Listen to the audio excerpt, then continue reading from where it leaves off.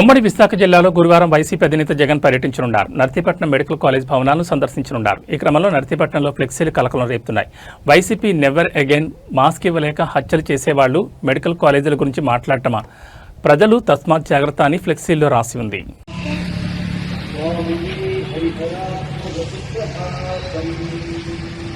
పారాయణాది ఫలదాయ